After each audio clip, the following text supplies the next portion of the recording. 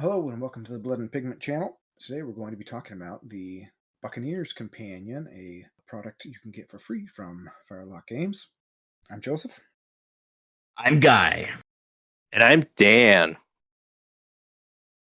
So right away, I'm going to stop you right here and say that if you have a Blood and Plunder group that you play with and you have not played with the Buccaneer's Companion, which is available on firelock.com, go stop right now, go download it, go read it, and play through it with your friends because you will have a good time if you have a group of people to play with. That's very aggressive of you. It is, but I just wanted to say for people out there that have not played it, it is one of the first organized play things that Firelock Games has done, and it deserves to be played a little bit. So what is the Buccaneer's Companion? At its heart, the Buccaneer's Companion is a free organized play expansion to Blood and Plunder. It is rather robust, containing a wealth of new historical writings, new commanders, characters, and 6 scenarios arranged in a campaign. I compare it myself to the new factions and units that came out between the core rulebook and No Peace Beyond the Line.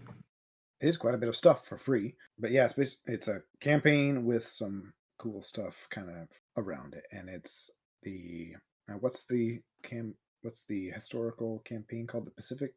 The Pacific Adventure, which coincidentally they in the Buccaneers Companion 1, they never get to the Pacific.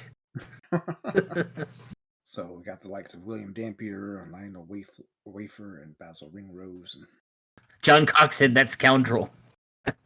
Zombie Coxon.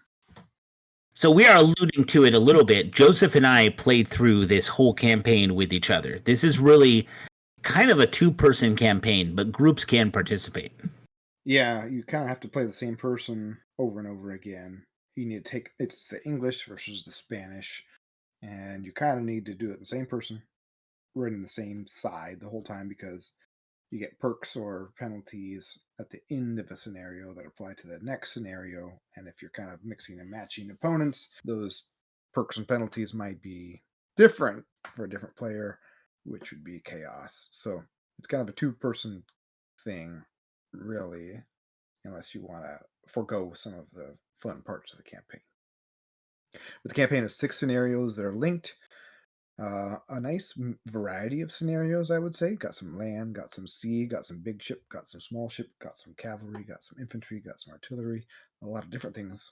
Fortifications, yep. Yeah, 2 scenarios with fortifications. Every game is quite different, which is a strong part of the campaign. And you got a finale where the English are hard pressed to get a win, I think. The English will lose in the final one if you are playing it at least some way where it's written. It's a hard scenario at the very end, yeah. It is. Historically accurate, though. I think the commanders are kind of the most interesting part of this because the English side gets so many new commanders and characters that they get to pepper their force with that really they're the stars of the Buccaneers Companion Volume 1. And they can be used outside of the campaign as well. Or just legal for tournament or fun use in other factions, which makes them a really valuable part of the package here. Dan, can you highlight some of the best and worst of the lot? So I'll say right off the bat, most of them are pretty lackluster. But we do have a few gems, primarily Bartholomew Sharp, which is kind of the main character. I'll straight up and say I have not had a chance to play this yet. I've been running my own campaign with my own group, but I did get to write a Brethren of the Coast articles. That's the faction that I usually play a lot, and I had to go over all these commanders because all of them can also be used for the Brethren of the Coast. But as far as like the gems go, Bartholomew Sharp's pretty good. He comes with ruthless and very inspiring. 27 points, the 12-inch command range is kind of But for 6 points, you basically get an officer, which is 2 points less than the traditional officer that you pay for. So there's definitely some savings there. You mentioned the 6 points. He's 27 points as a commander, but all of these guys have this weird rule that's not in any book that only appears here, shifting command, where you can take them as commander, or you can downgrade their abilities to 1 command point and use them as a character, and they only can give that command point to the unit they're in.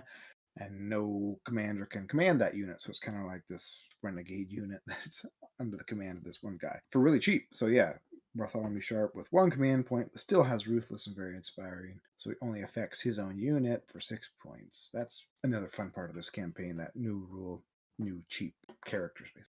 Yeah, as I recall, you kept, for some reason, putting Bartholomew Sharp with your Buccaneer. So you would have Ruthless Buccaneers. That's right. Hit on 4s, hit on 3s with With Marksman. Marksman. Why not? Yeah, Ruthless is a fun bonus to play with. Yeah, then on top of Sharp, you also have John Watling, where again, do that shifting command. Basically, you're getting a 3-point officer, which is super cool. Again, you're saving that you could get another whole sailor almost for 4-point model. Yeah, because 5. Yeah, so you basically shave off 5 points, and you get John Watling as a character. He's basically a officer, but for 3 points. The main lure, though, is when you get into the characters, basically kind of the named fighting men. The Unknown African is probably my favorite because he comes with Indomitable, and that allows you to attach him to pretty nasty units.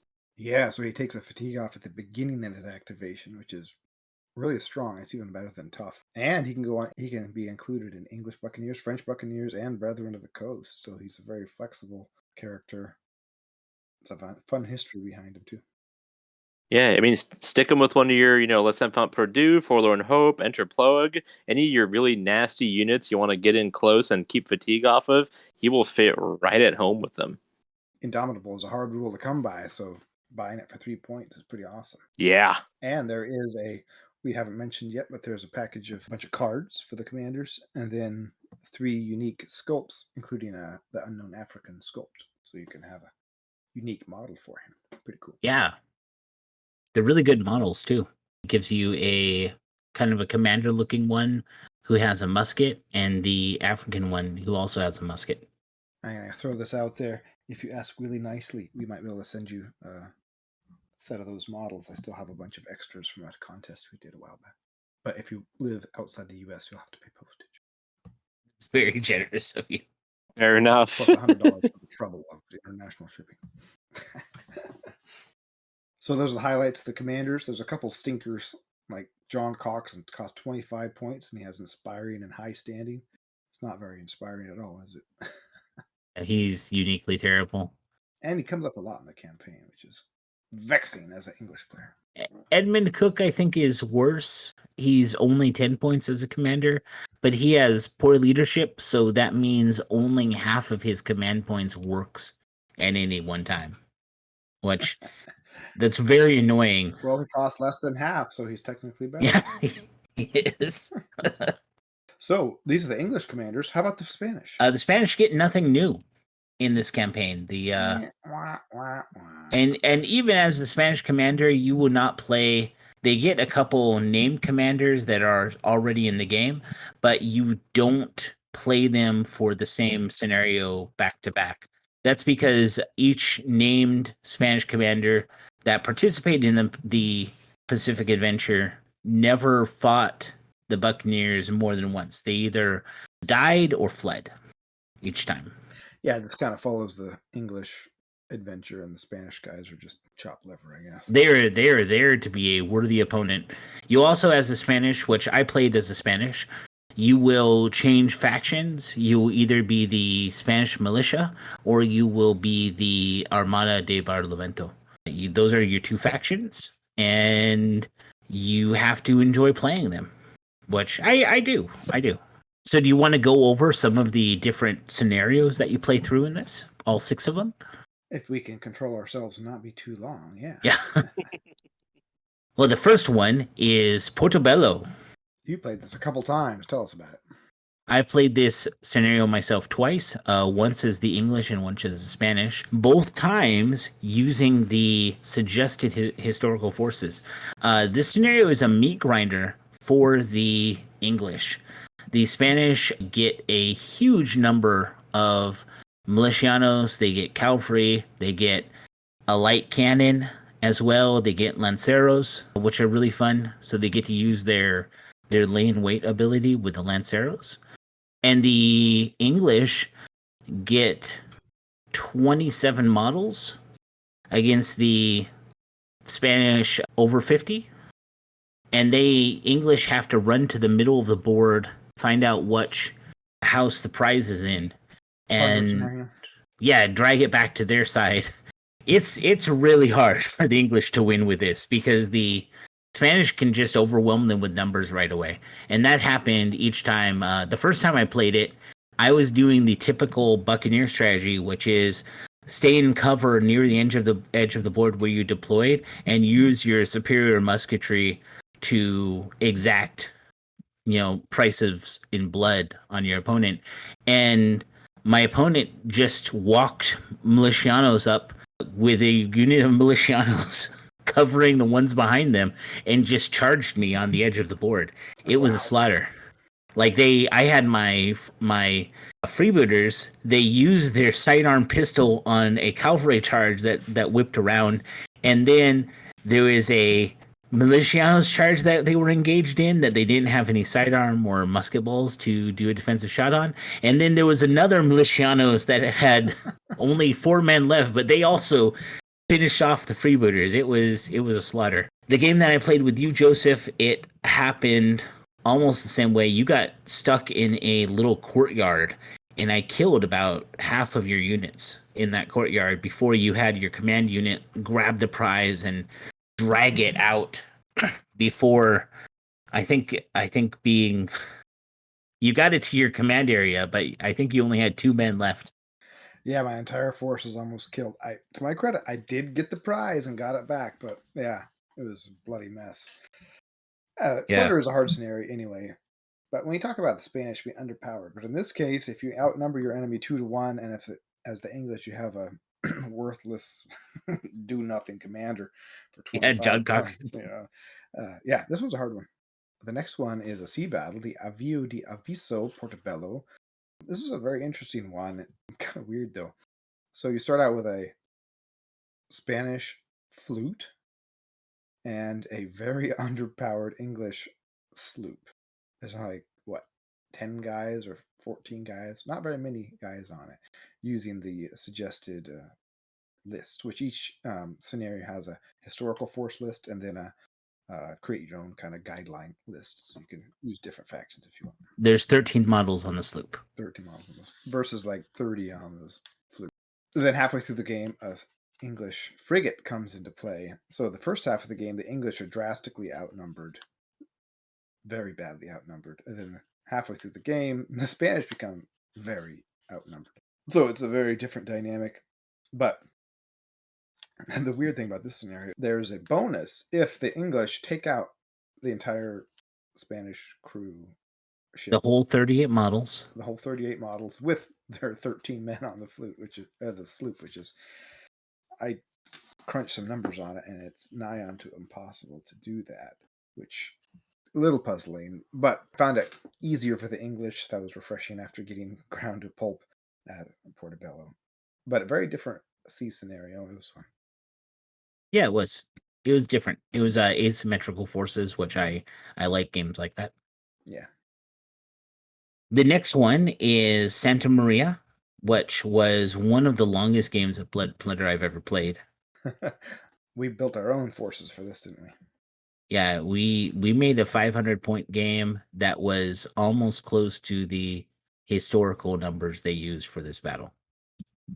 But this is a dynamic scenario where the Spanish had captured the daughter of was it Golden Cap himself? I think it was. It was King Golden Cap, yeah. Yeah. So then the English and the natives together were trying to get that prisoner back and assault a fortified position, a palisade fort. Yep. Yeah, so we did a army scale, 3 companies, big game. And this was a meat grinder too. So many. It was. That was a fun game though.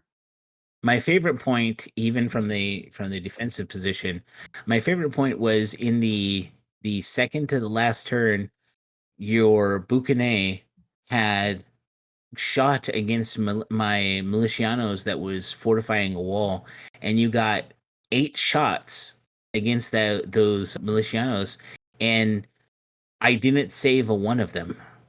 The whole unit just was killed I didn't have any fortune left, and it was just that whole unit wiped away from that one Buccaneer shot where you're like, wow, this is a lot of hits. And then I rolled the dice and it was everything was 6 or below. It was That was ruthless Buccaneer with Bartholomew Sharp. That's pretty nasty. this was another fun one.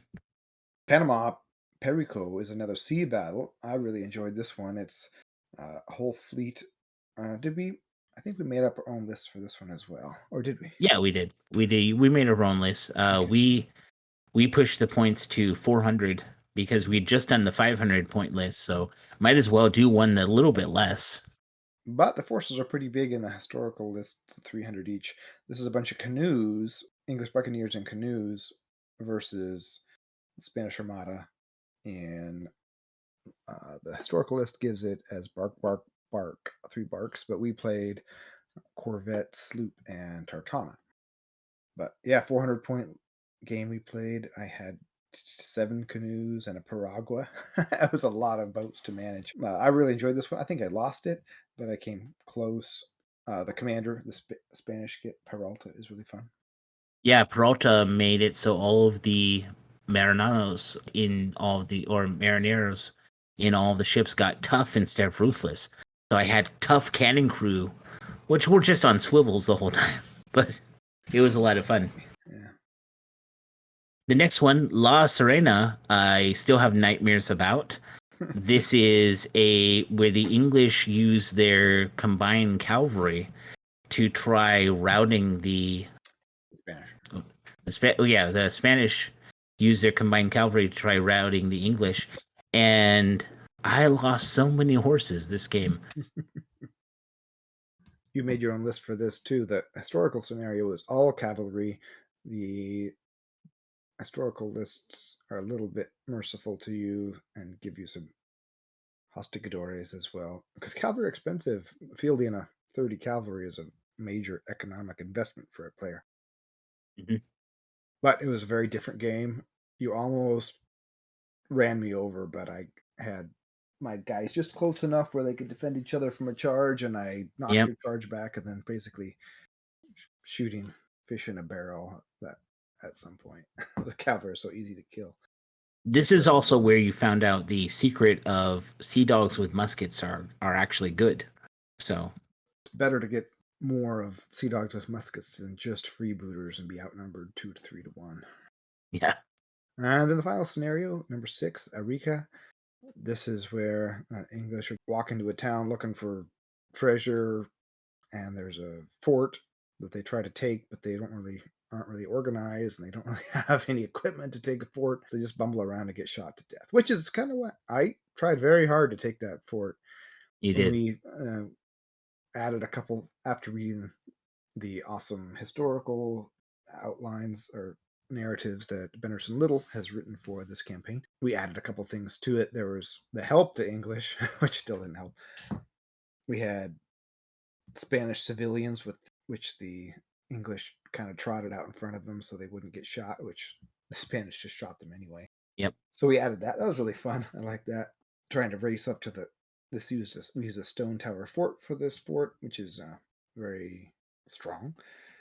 I got to the door, tried to get through the door, but you kept killing me as I tried to walk up to this fort across the killing field. By the time I got to the fort, I had half as many men as you did in the fort, so I tried to get in, failed, tried to get in again with this fortune, failed, and then I had like 8 guys left, and you rushed out with your 20 guys and just massacred me. And yeah, a couple of my guys survived to the end, but it was definitely a dramatic English loss.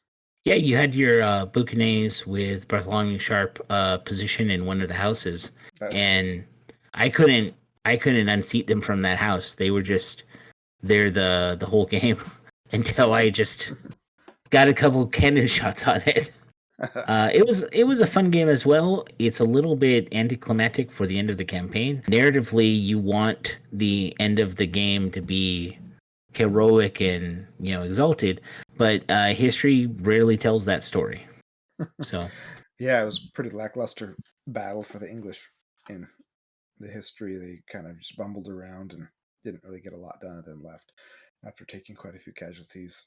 I was more purposeful than that, but I still got massacred. One strange thing about the historical list here is they get a fort, but they don't even have to pay for it.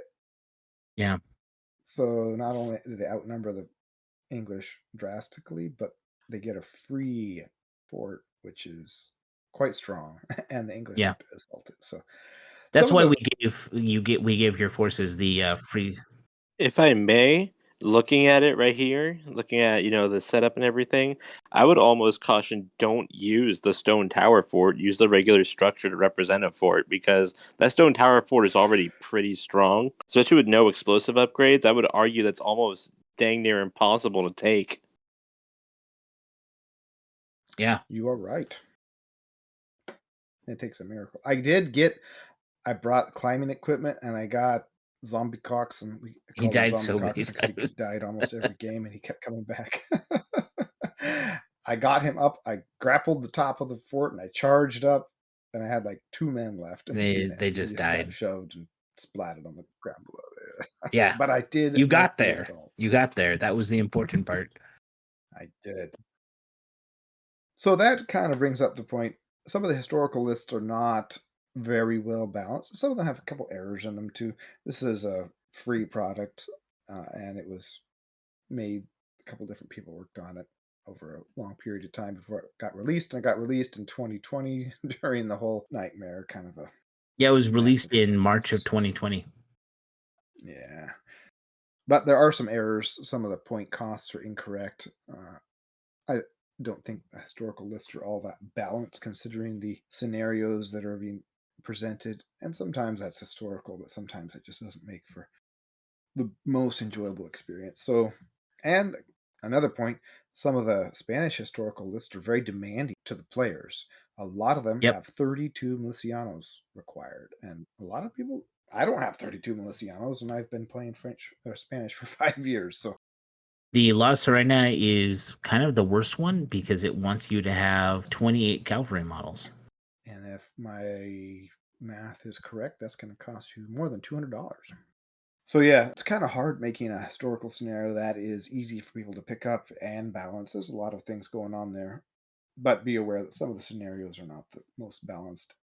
And I would feel empowered and free to alter those scenarios and or list a little bit Yeah. with that I information. still stand by what I said in the beginning, where I believe that if you do have somebody to play with, this is a lot of fun to play through. It is. It's a wide variety of different experiences, and it drives you to play the next game because you have that linked scenario system where Yep. and there's always another game to play. I think that about wraps it up. Yeah, I enjoyed it. There is a Buccaneers Companion #2 coming out soon, as defined by Firelock Games, which means anytime in the next 3 years. I can't wait. I'll look forward to that. Say hello to Morgan and Panama. If you want some more details on this whole campaign, we did a fairly lengthy article reviewing it on the blog, so you can check it out there. And we have battle reports for every one of these 6 scenarios, a lot of pictures and analysis and comments on it too. So if you want to check it out in more detail, head over to bloodandpigment.com and search on Buccaneers Companion, and you'll find lots of material. Watch the rest of our YouTube channel as well. We'll be aiming to put out a video every Monday. Subscribe and ring the ship's bell so you can stay notified of our uploads. And as always, keep your dice ready. The wind at your back, yar har.